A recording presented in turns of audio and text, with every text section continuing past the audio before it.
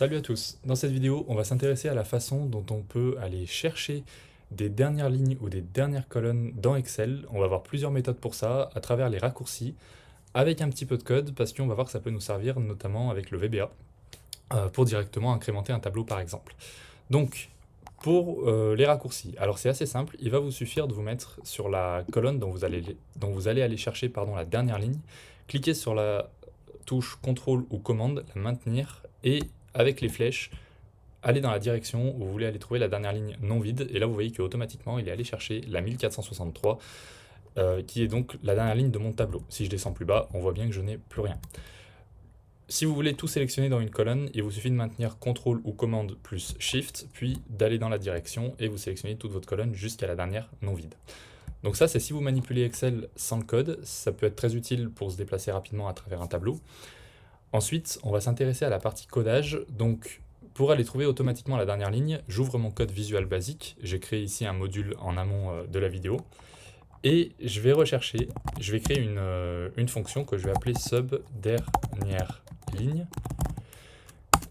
dans laquelle je vais aller chercher, alors je vais supprimer ça, je ne sais pas pourquoi ça s'est ajouté, dans laquelle je vais utiliser cette fonction-là. Alors, il faut savoir que ces fonctions, je les ai récupérées sur un forum. Si vous recherchez dernière ligne non vide ou dernière colonne non vide VBA sur Internet, vous tomberez sur ces fonctions. Donc je vais la récupérer, je vais la coller ici, et je vais la stocker dans une variable. Donc je vais mettre dernière ligne égale salesRow.count, et là ce qu'on peut voir, c'est qu'il me demande ici de quelle colonne je veux la dernière ligne. Donc ici, je vais simplement remplacer colonne par 1. Et pour vérifier que ça fonctionne, je vais créer en dessous une message box qui contiendra cette dernière ligne. J'exécute mon code. Et j'ai un problème. Alors, oui, en effet, il y a un problème parce que j'ai mis 2 fois le même nom pour ma variable et pour la fonction. Donc comme ça, on a le bug en direct, c'est parfait. J'exécute mon code et je tombe bien sur 1463 qui est la dernière ligne que je suis allé chercher tout à l'heure. Donc on voit que ça fonctionne, qu'il arrive à me la détecter.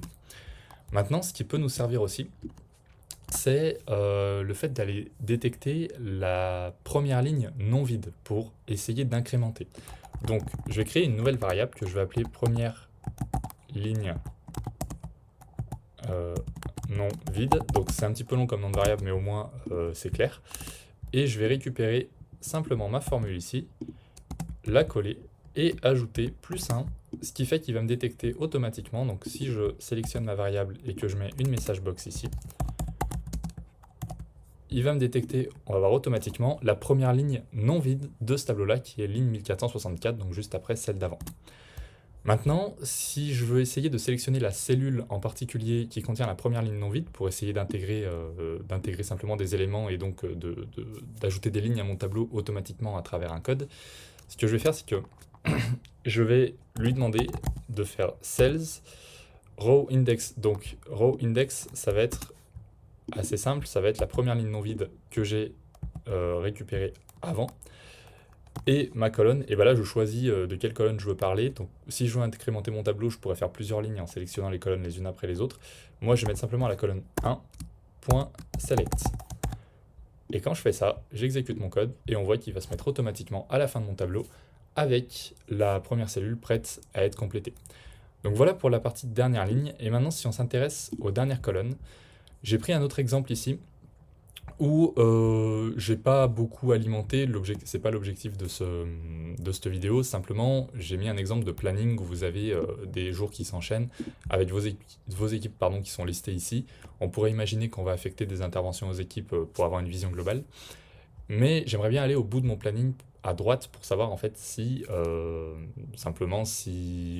quel est le dernier jour qui est dans mon planning. Pour faire ça, je sélectionne ici la ligne de laquelle je veux mon dernier jour, et avec commande ou contrôle, je vais à droite et je vais voir que j'arrive au 14 juin 2023. Donc automatiquement, Excel va me chercher ma dernière colonne comme ceci.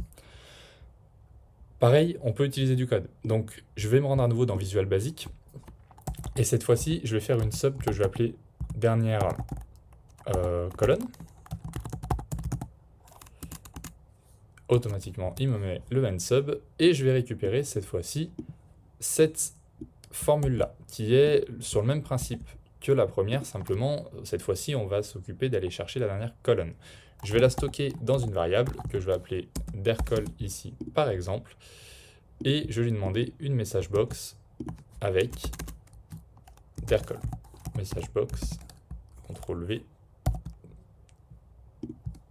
Hop, on va mettre un espace. Et ici, alors il manque quelque chose, j'ai pas défini sur quelle ligne j'allais chercher la dernière colonne. Là il va certainement me sortir 0. Donc la ligne cette fois-ci, ce sera la ligne 2, parce qu'on peut voir que c'est sur la ligne 2 que j'ai mes données. Quand j'exécute, il me sort directement la valeur de la cellule qui est, donc il a détecté en fait que ma variable était la dernière valeur de la cellule au 14-06-2023.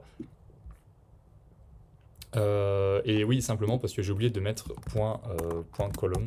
C'est une erreur de ma part. En fait, il sort la valeur de la cellule si on lui demande pas exactement ce qu'on veut sortir. On va y arriver. Et il me sort bien la colonne 286.